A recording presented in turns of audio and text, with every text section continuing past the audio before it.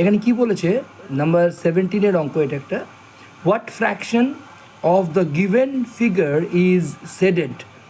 এই যে শেডেড একটা ফিগার দেওয়া আছে, কিছু পার্ট এর শেডেড আছে, কিছু পার্ট আনশেডেড আছে, এটার ফ্র্যাকশনটা কত? ফ্র্যাকশনে লিখলে এই ড্রয়িংটাকে, এই শেপটাকে আমরা কিভাবে লিখব?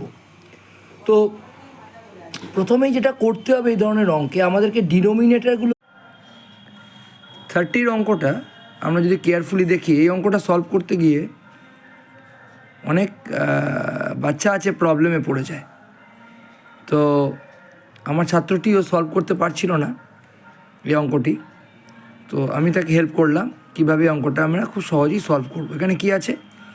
এখানে যে একটা ফুটবল আর দুটো বই, 1 football plus 1 book plus 1 book equal to 11।